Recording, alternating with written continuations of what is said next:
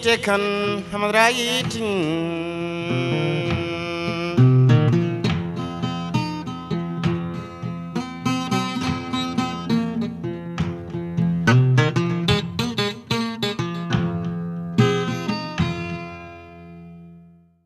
Bonjour à tous, bon dimanche, bienvenue dans ce nouveau numéro du Grand Jury de RFM. Attention, le coronavirus semble rebondir au Sénégal après des semaines d'accalmie. Une maladie qui a déjà assez éprouvé le pays, l'économie, le plan de relance de Macky Sall. Le budget 2021 du Sénégal, 4 589 milliards de francs CFA, une hausse de 373 milliards comparé à 2020. Le marathon parlementaire pour l'examen de ce projet de budget a débuté cette semaine à l'Assemblée nationale. Et notre invité, lui, il est passé hier devant les députés. Bonjour, cher Omar Anne. Bonjour, Babacar. Bonjour, chers auditeurs. Babacar, j'ai beaucoup aimé votre introduction. Surtout le début, quand vous parlez du regain de la pandémie de la Covid-2019. Vous avez dit attention. Et je pense que c'est le mot le plus approprié par rapport à cette situation en parlant aux Sénégalais. Parce que ça revient et on n'en a pas les capacités de résister. On n'en a pas. Et attention, parce que si on fait attention, on s'en sort. Parce qu'il est approuvé partout dans le monde que pour combattre la Covid-19, il faut le respect des mesures barrières. Ils sont un dispositif, le respect des mesures barrières, c'est un dispositif efficace pour la lutte. Il faudra porter les masques, respecter la distanciation sociale et prendre les mesures d'hygiène qu'il faut. Utiliser, se laver les mains régulièrement. Nous avons une bonne expérience. On est parvenu dans un premier temps à combattre cette maladie. On a baissé les bras. Ce n'était pas le bon moment. Il faut se remobiliser et donc faire un appel au peuple sénégalais, c'est une bonne chose. J'ai beaucoup apprécié aussi l'introduction parce que vous avez fait le point de la situation nationale de cette semaine. Alors, cher Romain Anne, justement, le ministère de l'Enseignement supérieur, de la Recherche et de l'Innovation que vous dirigez se voit attribuer un budget prévisionnel de 450 milliards de francs CFA. Beaucoup de questions sur les chantiers et les défis qui vous attendent. Il y a déjà cette année 73 000 nouveaux bacheliers que vous dites vouloir tous orienter dans les universités publiques, vraiment. Oui, je reviendrai d'abord, Babacar, sur le budget. Vous avez parlé de 450 milliards. Ça, c'est les autorisations d'engagement du ministère de l'Enseignement supérieur. Vous savez, cette année, pour l'année 2021, le gouvernement du Sénégal a décidé d'appliquer selon les recommandations de l'UEMOA le budget programme. Cela veut dire que chaque ministre devient l'ordinateur de son budget. C'est la raison pour laquelle le ministre des Finances, en début d'exécution budgétaire, met à la disposition de chaque ministre les engagements par rapport au plan triennal d'investissement. C'est sur 3 ans. Le programme porte sur 3 ans. Cela veut dire que les 450, c'est les engagements que je peux faire sur les 3 ans et qu'on peut débuter pendant cette année 2021. Par exemple, il m'est possible, dans le cadre de la construction d'une université qui coûterait par exemple 30 milliards, d'engager 10 milliards cette année, 10 milliards l'année prochaine et 10 milliards l'année suivante. Ça, j'ai les possibilités de le faire en tant qu'ordinateur du budget. C'était du ressort du ministère des Finances. Maintenant, chaque ministre a les possibilités. C'est les 450 milliards. Mais la réalité du budget 2021 du ministère de l'Enseignement supérieur, de la Recherche et de l'Innovation, en termes d'engagement possible, autorisé, c'est 239 milliards et quelques.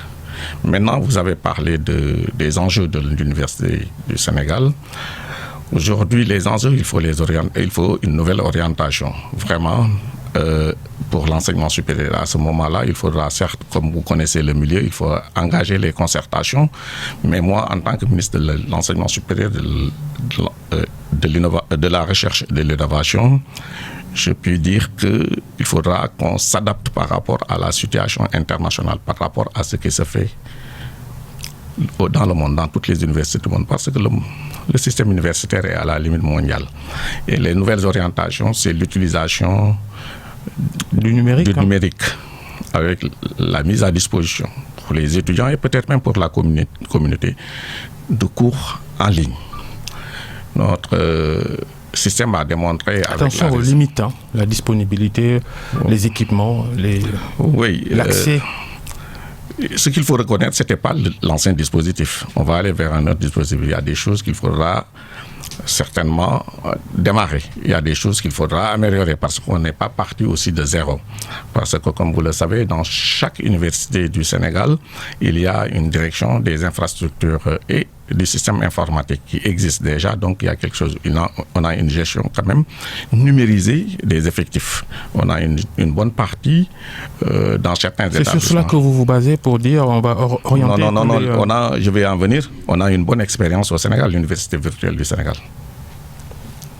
Avec beaucoup de problèmes. On parlera de l'UVS d'ailleurs tout à l'heure. Avec beaucoup de satisfaction, Babacar. Hier à l'Assemblée, j'ai devant la représentation nationale fait l'éloge de l'Université virtuelle du Sénégal. En quelques années, l'université s'est positionnée comme la deuxième université du Sénégal. Et ça, c'est une dynamique nationale, mais c'est une dynamique qui va avec les tendances au niveau international. Elle sature avec son petit budget. Oui, il y a des problèmes de budget, mais c'est à notre portée. Il suffit que maintenant, on donne le budget approprié pour qu'on renforce les environ capacités. 5 milliards, c'est sous-évalué. 5 milliards Ils ont 5 milliards gérés directement par la direction de l'UVS.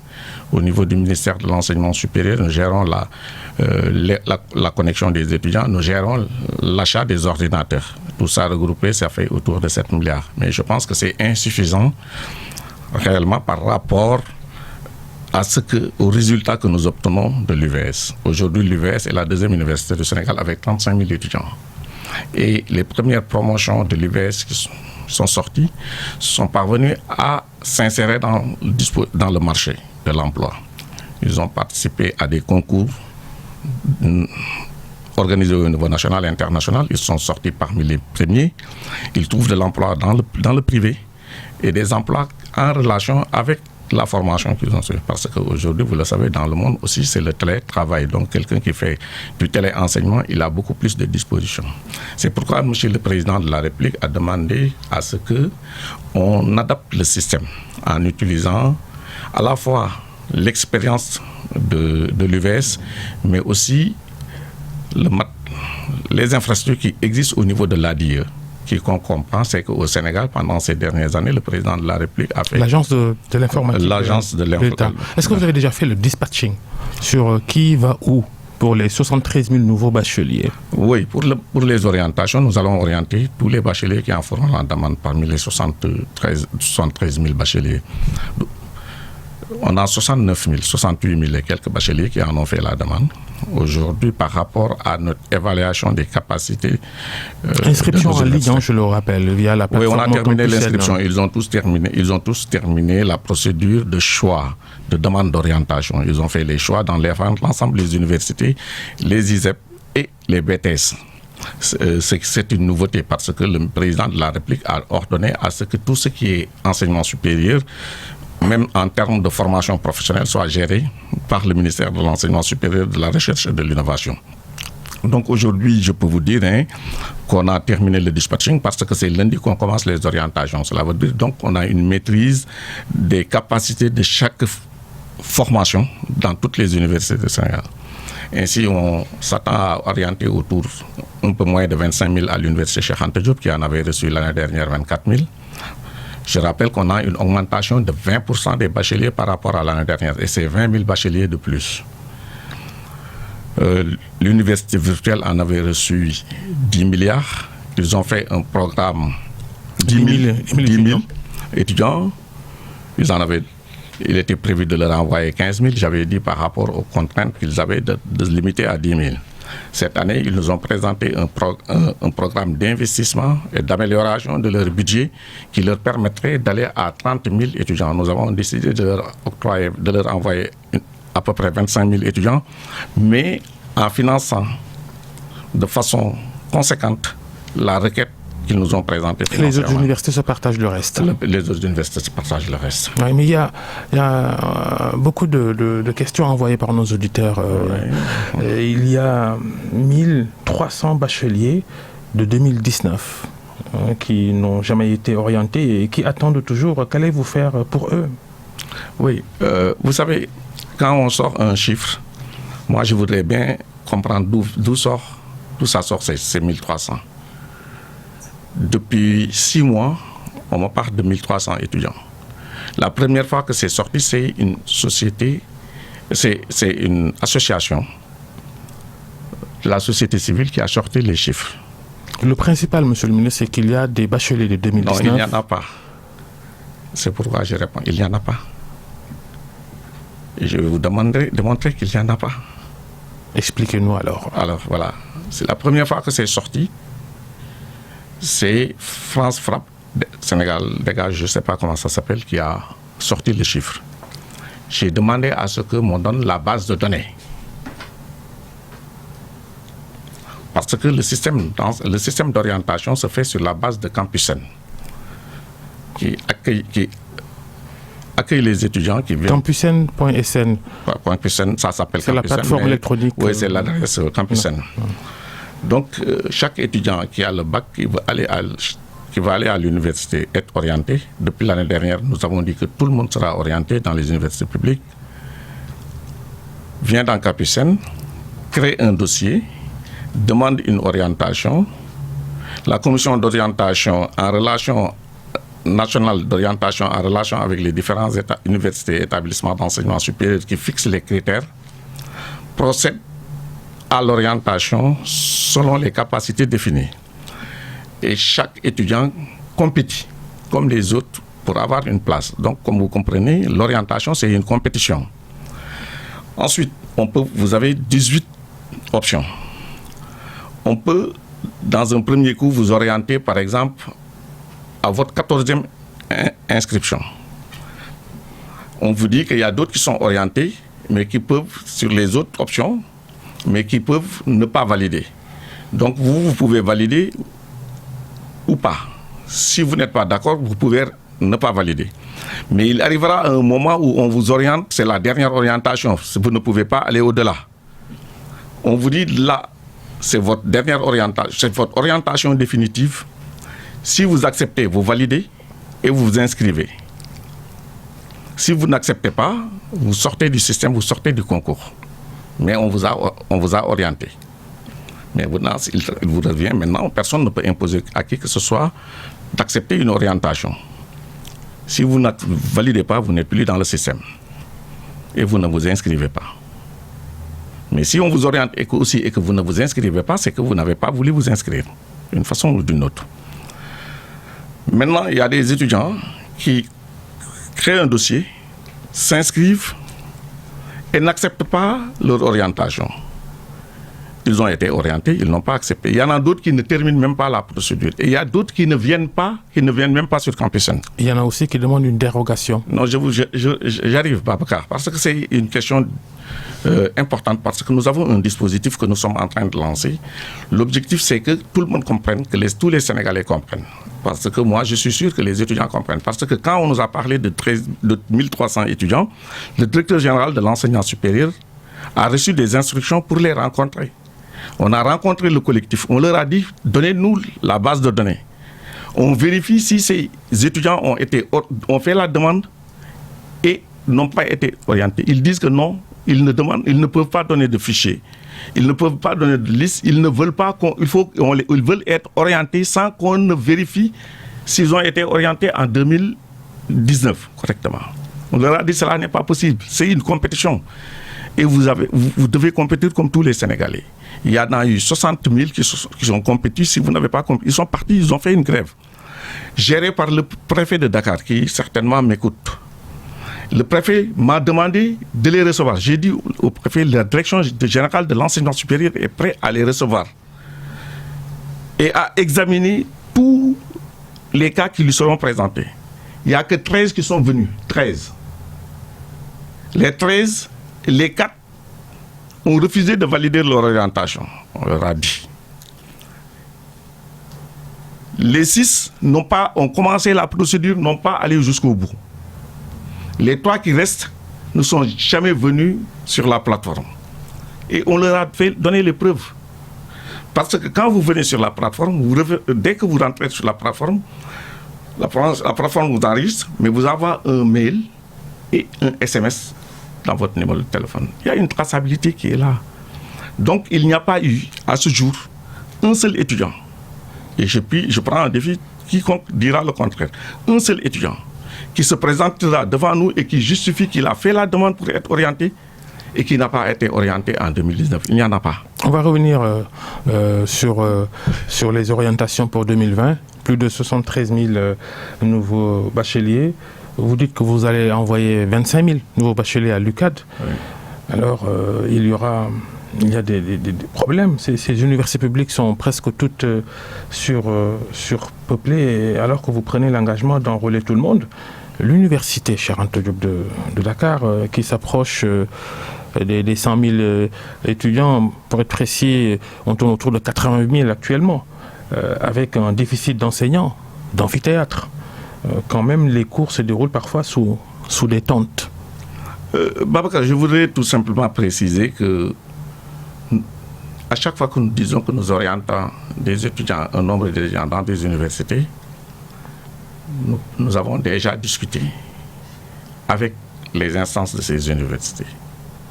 Il peut y avoir des différences d'appréciation, mais dans le processus, c'est d'un commun accord que le ministère et les instances décident des capacités.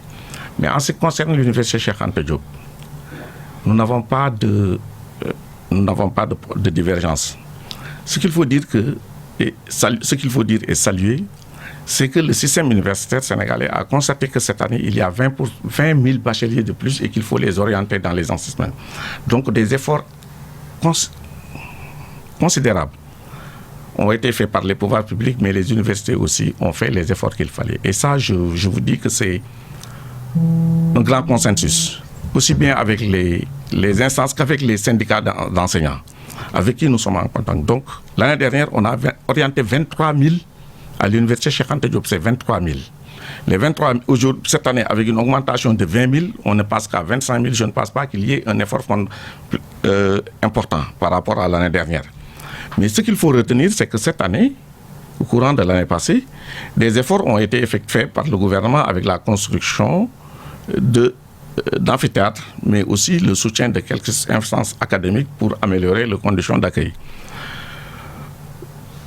25 000 à l'entrée pour une université dans un système RMD où le nombre d'étudiants est de 80 000. Je pense que nous sommes vraiment dans les normes, parce qu'il faut considérer qu'il y a des entrées et des sorties. Hein. De façon plus globale, c'est même cette carte universitaire qui n'offre pas une belle image. Les problèmes partout. Bambey, par exemple, l'université Alioune Diop, quand les enseignants et les étudiants sont obligés d'emprunter des salles de classe de collèges et lycées de la ville pour faire leurs travaux dirigés, par exemple. On n'emprunte pas des salles de classe à Bambey dans des collèges et des lycées. On a mis à disposition un lycée, un bâtiment qui devait servir de lycée et qui n'a pas été utilisé par le ministère de l'Éducation nationale. On a mis à la disposition de Bambey. Ça, je précise d'abord. Mais ce qu'il faut retenir, ça n'appartient pas à l'université de Bambey. Ce qu'il faut retenir de Bambey, il y a une sortie des étudiants, une grève, ils ont voulu marcher. Mais en termes d'infrastructure, la seule demande qu'ils avaient au niveau académique, c'est la construction d'un amphithéâtre de 600 places. C'est la seule revendication. Et cela, c'est lié à quoi? C'est qu'à Bambey, il n'y a qu'un seul amphithéâtre de 500 places. Et que cet amphithéâtre est utilisé a atteint les limites de l'utilisation. Il s'est posé un problème. Et c'est cette année que le problème s'est posé. L'année dernière, il m'avait demandé d'aller vers la construction de l'amphithéâtre. Ensuite, ils m'ont dit que s'il avait le lycée de Bambey, ça réglait leur problème. J'ai mis le lycée de Palais à leur disposition et on a équipé. Maintenant, la revendication se pose, mais il faut rappeler, on en prend compte, acte, on essaiera de résoudre les problèmes selon nos capacités, mais je rappelle que ça fait 2 ans, Bambey a réceptionné les travaux du PGFSUP. Et c'est dans ces travaux qu'ils ont eu pour la première fois l'amphithéâtre de 500 places dont on a parlé et un certain nombre d'équipements. Vous avez, dans votre face-à-face avec les députés hier, pris l'engagement de régler tous ces problèmes d'infrastructure, d'achever les travaux de ces universités aussi en construction. L'université Amadou Mahtar Mbow de Diamniadio ou l'université Elhadji Ibrahima Niasse du Sine Saloum, une université qui s'étale sur 4 régions, Kaolack, Fatick, Diourbel et Kaffrine. À Fatick, par exemple, ce sont des images qu'on voit tous les jours. À Fatick, qui abrite donc des unités de cette université du Sine Saloum, des cours qui se déroulent, par exemple, dans une salle de l'ancien siège de la mairie, des locaux vétustes, problème de sécurité même qui s'opposent. Oui, il y a une situation qui est là, qui a des inconvénients. On avait lancé les travaux de l'université de Fatick qui devraient être livrés depuis un certain bout de temps. Des enseignants ont été recrutés. Ils ont dit qu'ils pouvaient recevoir un certain nombre d'étudiants. L'université de Fatick, c'est 30 000 étudiants. L'université du Sine Saloum Elhadji Ibrahima Niasse, c'est 30 000 étudiants de capacité. Aujourd'hui, ils sont à 3 000 étudiants. Cela veut dire que l'idée de départ, qui était une bonne idée, c'était de démarrer les cours avec les enseignants qui sont sur place en attendant de réceptionner les universités. Ce qu'il faut dire, après l'université de Saint-Louis, qui a été construite d'un seul coup, c'est la première fois à l'université Amadou Mahtar Mbow et à Hussein qu'un gouvernement du Sénégal décide de construire une université nouvelle. Toutes les autres universités ont été, soit on a pris des infrastructures qui étaient sur place, on a mis l'université, ensuite on a amené les équipements. C'était la première fois sur Hussein et sur Amadou Mahtar Mbow. Le projet est parti avec quelques difficultés dans la conception. Ce n'est pas de la part du gouvernement, c'est le gouvernement qui est en train de rectifier. C'est le gouvernement qui a engagé les sociétés dans les universités qui étaient censées respecter les délais de construction. Oui, mais nous sommes dans l'espace universitaire. Nous sommes dans l'espace universitaire. Tout se fait avec les instances académiques sur université à un moment bien déterminé. Les entreprises ont accusé du retard. Attends, le projet, c'est aussi la responsabilité du gouvernement. Oui, le gouvernement assume pleinement sa responsabilité. Mais dans la conception de l'université, on est allé sur un projet qui n'était pas viable. La preuve aujourd'hui, pour terminer cela, on est obligé de tout reprendre. Le gouvernement a appelé à une réunion avec les instances académiques pour reconsidérer l'université qui a été proposée.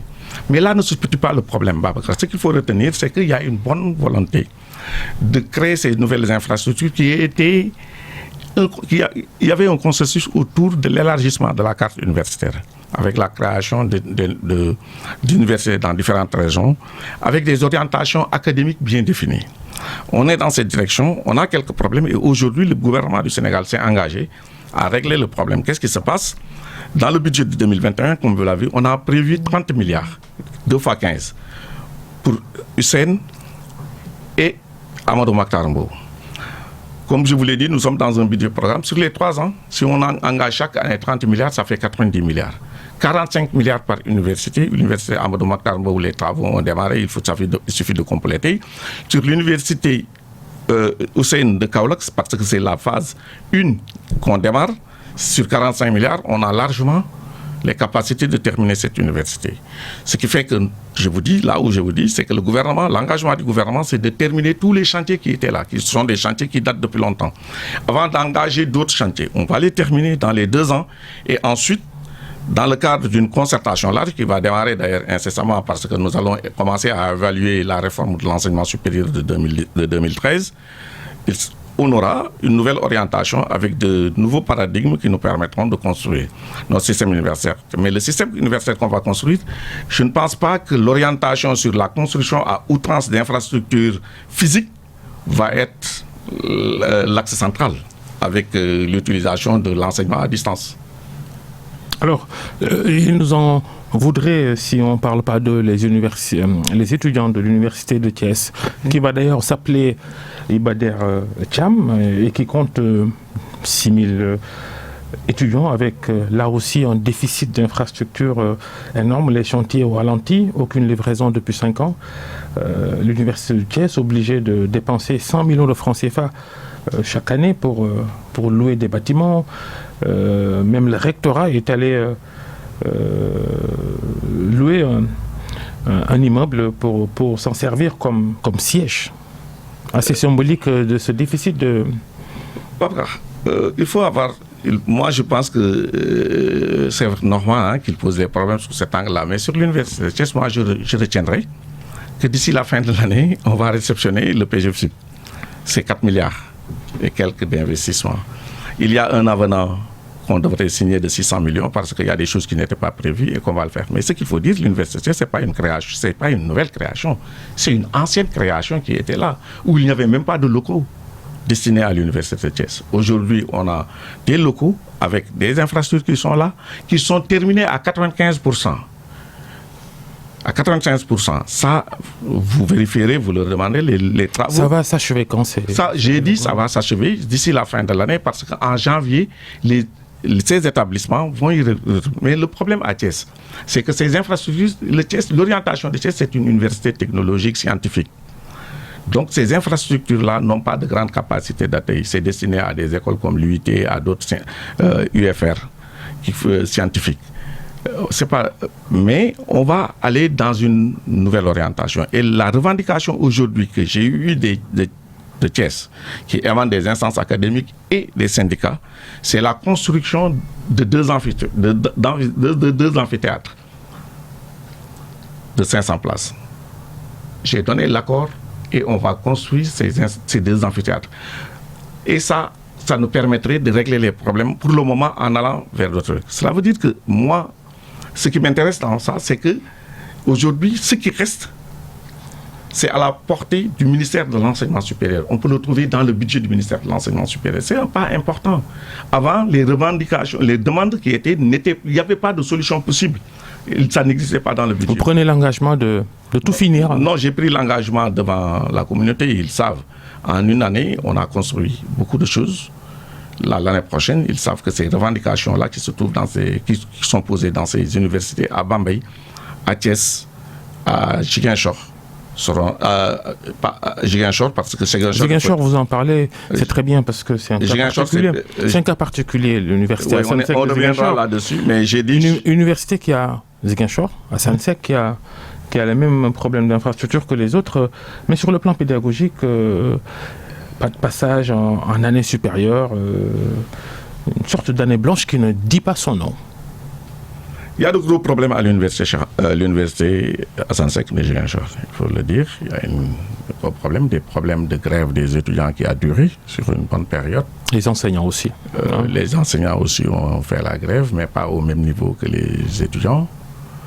Il y a des filières qui ont terminé l'année en sciences, l'UFR sciences, santé, en l'UFR santé, ils ont terminé. Les autres, ils vont terminer avec beaucoup de retard, d'ici le mois de mars peut-être, mais ils vont terminer et redémarrer. Il y a eu des problèmes d'infrastructure, ils ont fait des demandes, on a construit 3 amphithéâtres l'année dernière. On vient de terminer et de livrer 16 salles de cours et de TVD.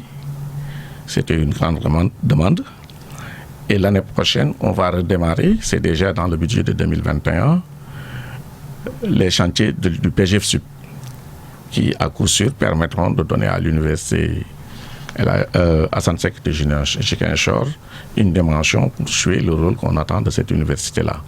Les problèmes, comme je l'ai dit, c'est des problèmes de déroulement normal des cours. C'est que la situation pédagogique où il n'y aura pas de... Personne ne passe. Non, ce n'est pas... Ça, ce n'est pas la réalité. Et cela veut dire que tout simplement leur année a été dépassée et enjambe le mois de l'année 2021. Mais ce n'est pas une année blanche ni une année zéro. À un moment bien déterminé, ça a été soulevé, mais les instances académiques ne sont pas allées dans ce sens-là, et le ministère aussi. Cher Omar Anne, l'invité du grand jury de RFM cette semaine, la question des bourses, on y arrive. L'exemple des plus de 800 élèves professeurs de la FASTEF qui ne reçoivent plus de bourse depuis septembre et qui doivent aller en stage dans toutes les régions du pays. Je ne sais pas de quoi vous parlez, mais on n'a pas de problème de bourse avec les étudiants du Sénégal. Si c'est des étudiants de la FASTEF qui sont boursiers du gouvernement du Sénégal, gérés par le ministère de l'Enseignement supérieur, il n'y a pas de problème. C'est sous votre responsabilité. Oui, il n'y a pas de problème de bourse parce que vous savez, il peut y avoir des fonctionnaires qui sont sur place, mais les bourses des étudiants gérées par le ministère de l'Enseignement supérieur, ce qui est le cas à la FASTEF, il n'y a pas de problème de bourse. Les bourses au Sénégal, c'est des dépenses prioritaires. Les bourses des étudiants, c'est comme les salaires des fonctionnaires. Il ne peut pas y avoir de retard, cette affaire-là. Même en cas de dépassement. Depuis septembre, ils disent qu'ils ne reçoivent plus. Oui, vous savez, l'année se termine en septembre. D'accord? L'année se termine en septembre, c'est une nouvelle année. L'année académique. Hein. Oui, l'année académique, les bourses, c'est d'octobre à septembre. C'est une nouvelle année. Et qui connaît le système universitaire, ils savent que les bourses, pour certains, on a payé, hein, mais pour la majeure partie, c'est en décembre qu'on paye. D'accord? Je viens d'engager 6 milliards de bourses pour le paiement des mois de novembre, d'octobre, novembre et de décembre pour beaucoup d'établissements. Mais ça, c'est ce qui se fait depuis chaque année.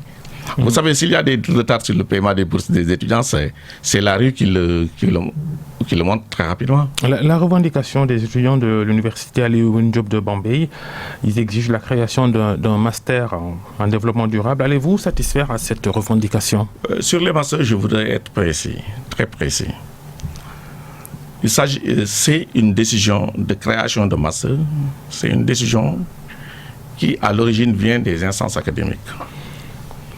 Sur la base de critères bien déterminés, nous sommes dans le système CAMES. Cela veut dire qu'il faut qu'il y ait des conditions qui respectent les critères du CAMES. Les critères du CAMES, c'est que pour encadrer un master, il faut être un professeur de rang A. Si les conditions sont réunies, l'Assemblée de département valide, passe à l'Assemblée de l'UFR, qui valide et qui donne à l'Assemblée de l'université. Le ministère de l'Enseignement supérieur n'intervenant que pour donner son accord ou son désaccord. Au niveau de Bambey, pour ce que j'en sais, parce que je n'ai pas de courrier officiel, il y a eu l'Assemblée de département ou l'Assemblée de l'UFR qui n'a pas validé. Il y a eu, à ce que je sache, un débat sur la loi sur les universités sénégalaises qui doit être appliquée, qui ne dit rien sur les conditions d'ouverture par le respect de présence de rang A ou non, ou c'est les textes de CAMES qui vont être utilisés. Les textes de CAMES, c'est les textes du Sénégal, hein. Le Sénégal est membre du CAMES. Et c'est le CAMES qui gère la carrière des enseignants. Donc, si les CAMES disent que pour organiser, il faut être de rang A, il faut être de rang A. Dans cette filière, il n'y a pas de professeur de rang A. à ce que je sache. Impossible de faire un master là, en développement durable alors. Impossible. Cette année, je voulais être précis, cette année, le gouvernement du Sénégal a dit à tous les chefs d'établissement, les recteurs, de lui faire le point sur les masters. Et après concertation, nous prendrons la décision parce que les masters, c'est une nouvelle formation. Ce n'est pas la continuité systématique de la licence. C'est de nouvelles formations. Et ce qu'il faut dire, il y a des filières qui, au départ, c'était des filières professionnelles. Il n'était pas prévu de faire des masters. S'il faut en faire, il faut créer les conditions d'abord. Mais on ne peut pas se réveiller à dire qu'on crée des masters. Aujourd'hui, nous avons à peu près 11 000 étudiants en master au Sénégal. 11 000 étudiants en master. Et on n'a que à peu près 800 étudiants enseignants de rang A. Vous voyez, c'est à peu près chaque enseignant de rang A gère à peu près 14 étudiants en master. Je ne vois pas des statistiques pareilles dans l'espace commerce ni dans le monde. Donc, il faudra qu'on s'assoie et qu'on réfléchisse globalement. En tout cas, le gouvernement demande à ce qu'il y ait une corrélation entre les capacités d'accueil de master et les recrutements qui se feront. D'autant plus qu'un master coûte excessivement cher au gouvernement du Sénégal. En termes de bourse, un master, c'est autour de 700 000 francs par an par master. Et nous payons à peu près 25 milliards de bourses au master par an. Donc, il faut qu'on organise. Et les effectifs en master n'ont rien à voir avec le nombre de masters soutenus. Nous payons parfois jusqu'à 6 ans de bourse pour un master.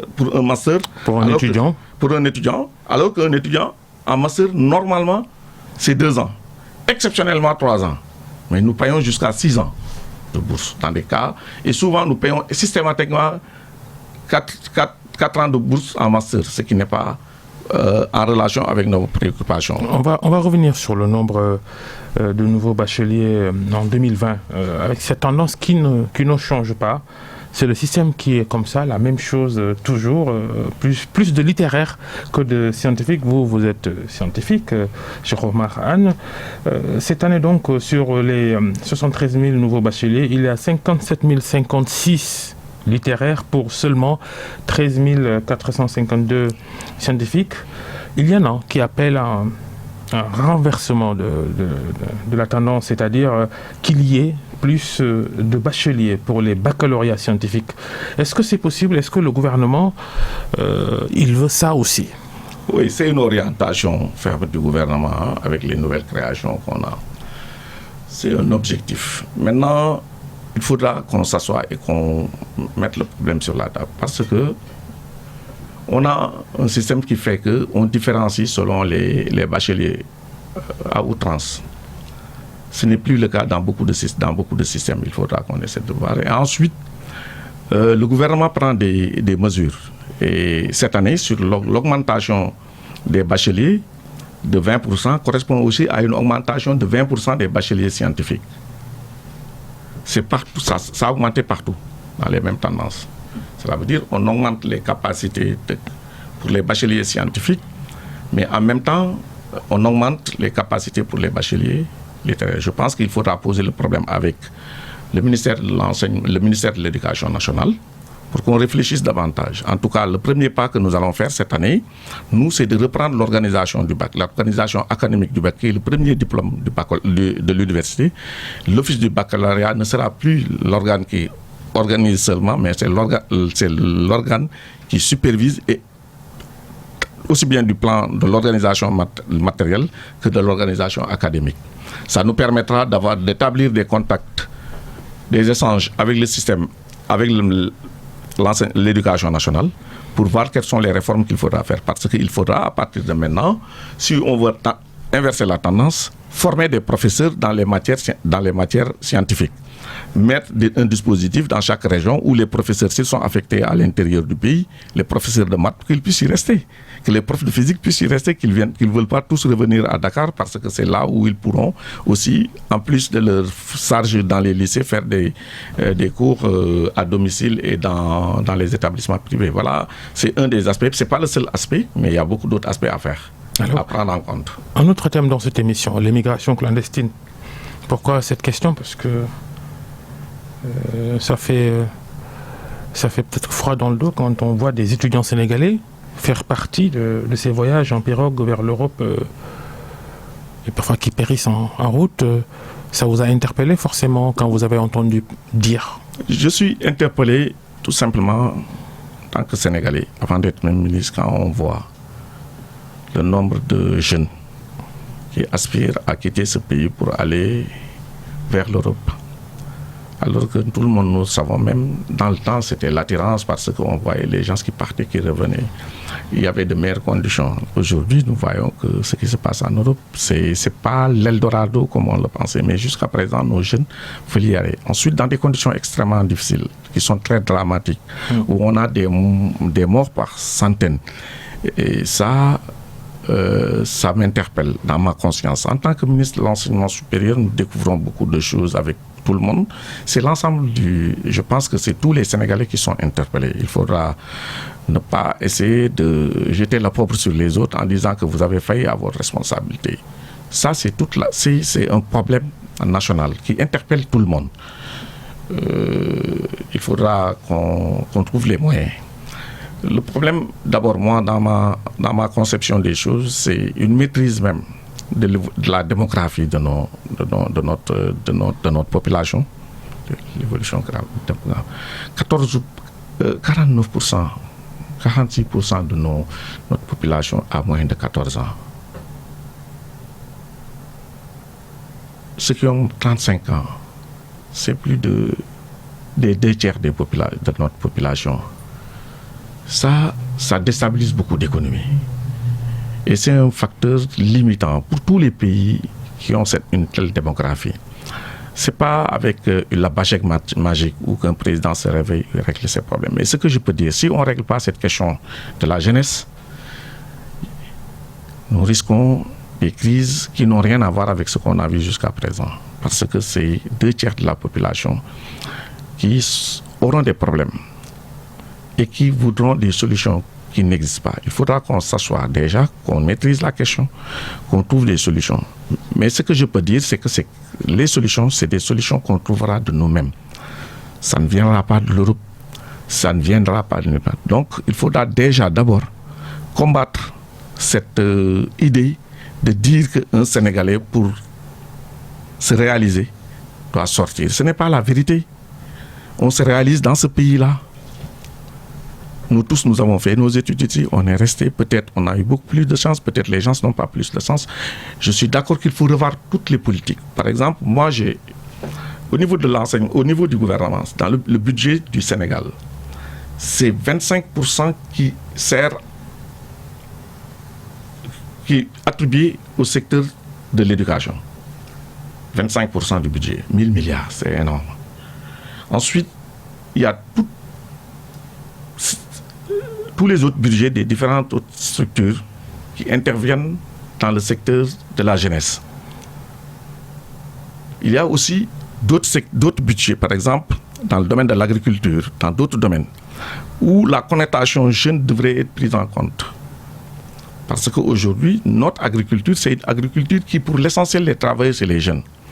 Mais la structuration que nous avons reçue depuis l'indépendance, dans la distribution des moyens de culture, dans la distribution des soutiens, c'est destiné souvent aux pères de famille, qui souvent ne sont plus en contact, d'accord, avec les préoccupations même de la cellule familiale.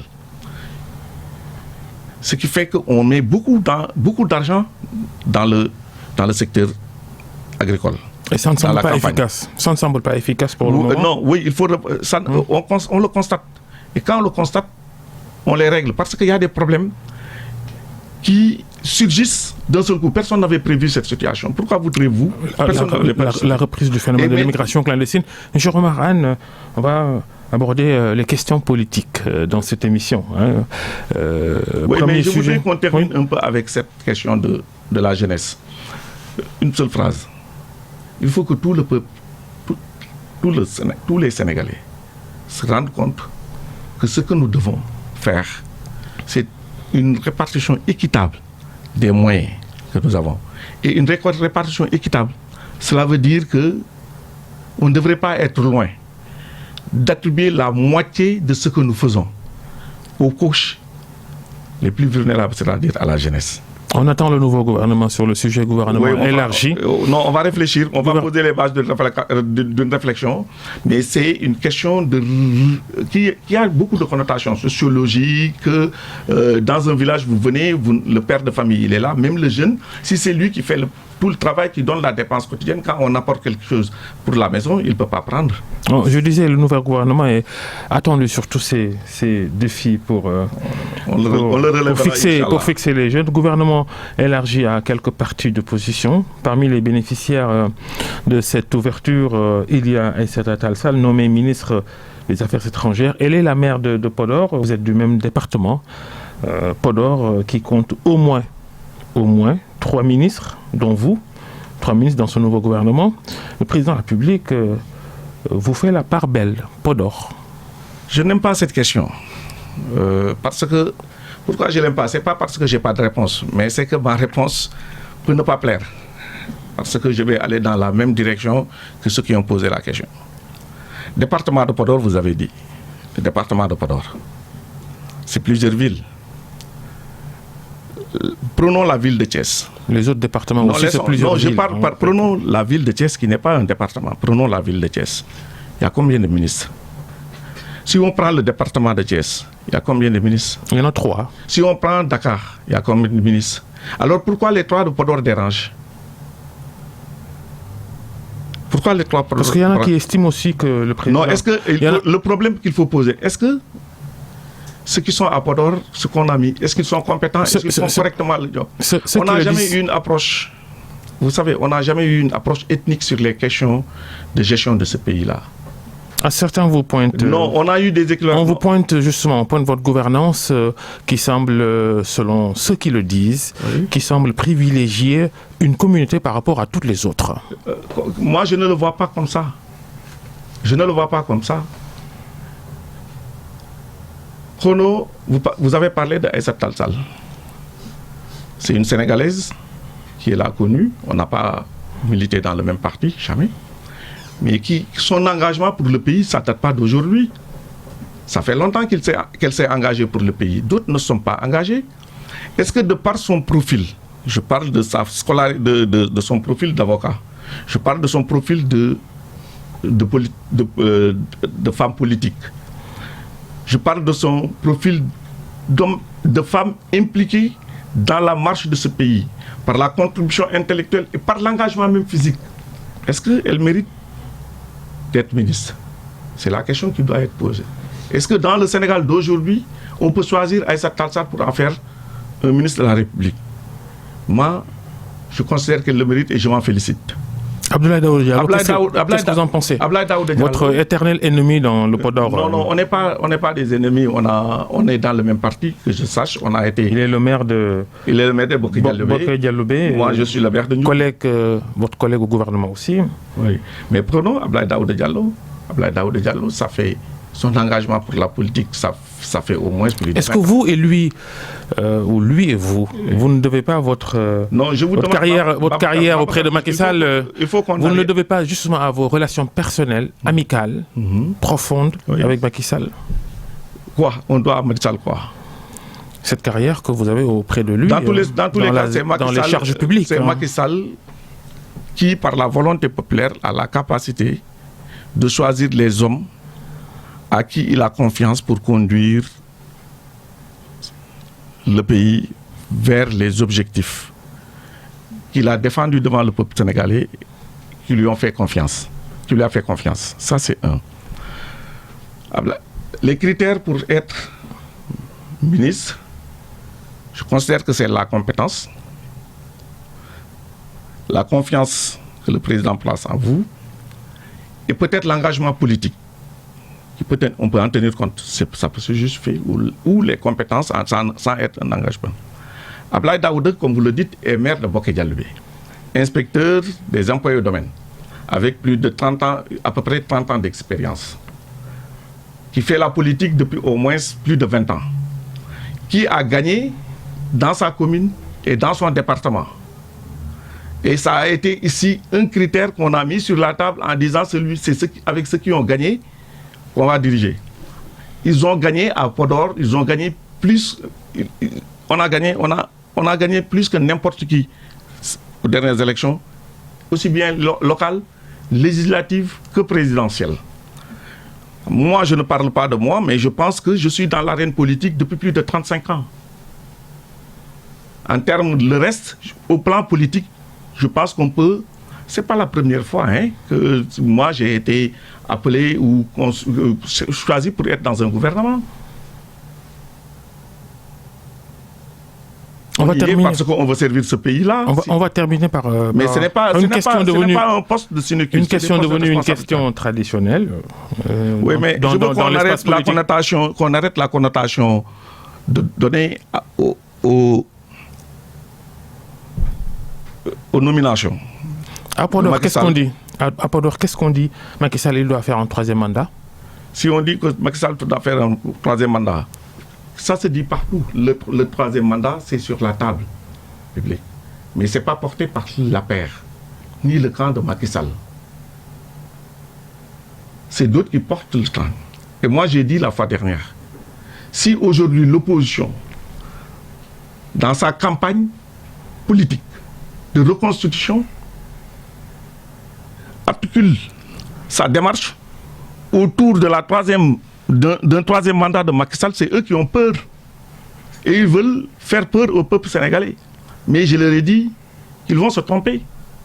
Parce qu'à force d'agiter ça, c'est le peuple qui va se lever et qui dira que Macky Sall, venez, vous allez être le président. Parce que Macky Sall, aujourd'hui, est majoritaire dans ce pays. Il l'a démontré. Pourquoi l'opposition qui est minoritaire essaie de nous tympaniser avec le troisième mandat en voulant en faire un débat politique? Bravo pour votre grand contour. Vous êtes pour le troisième mandat? Non, la question ne se pose pas à ce niveau-là. Le jour où je serai prêt à venir défendre ici que Macky Sall peut avoir un troisième mandat. Mais du point de vue de la Constitution, je dis c'est un deuxième mandat. Ce n'est pas un troisième mandat, c'est un deuxième mandat. Si Macky est candidat 2024. En 2024, du point de vue de la Constitution actuelle, c'est un deuxième mandat. Ah bon? Et non, l'histoire est très récente pour être oubliée, Babacar. On était là en 2012. Wade, c'était la même situation et on a dit qu'il pouvait être candidat. Il a été candidat en 2012. Alors qu'il a été candidat en 2000, en 2007 et en 2012. Alors pour vous, Macky Sall, qu'il a été élu sur la base d'une constitution qui disait qu'il n'y avait pas de limitation de mandat. On va être précis. Quand on comprend ce que vous voulez dire, la constitution actuelle considère le mandat en cours de Macky Sall comme son premier mandat. Je dis que ça, ce n'est pas une nouveauté, Babacar. C'est très récent, ça, ce qui s'est passé au Sénégal en 2012. C'est très récent. En 2012, Wade a été candidat. Et Wade est arrivé au pouvoir en 2000 avec une constitution qui disait que, par le fait du PS, qui disait qu'il n'y avait plus de limitation de mandat du président de la République. L'interprétation de la constitution de 2001, plus tard, a fait dire que le mandat obtenu en 2000 n'était pas concerné par la constitution de 2001. Ce qui fait que Wade a été candidat en 2012. Macky est arrivé en 2012. Par le fait du PS, on avait supprimé PDS, on avait enlevé la limitation du nombre de mandats. Le nombre de mandats n'était plus limité. Donc le mandat... Ensuite, on est allé vers une constitution de 2016. La constitution de 2016 limite à 2 mandats. Le mandat obtenu en 2012 ne peut pas être concerné. C'est récent. Ça, c'est pas moi qui le dis. Merci, cher Omarane. Je rappelle, vous êtes le maire de Ndioum, ministre de l'Enseignement supérieur, de la Recherche et de l'Innovation. Merci d'être passé devant le grand jury. Merci à tous de nous avoir suivis. Merci à Demba et Abdou qui est à la régie, mais également à Magui au digital. Restez avec nous. Bonne fin de semaine, bonne fin de week-end. Le grand jury dimanche prochain. Mi tekan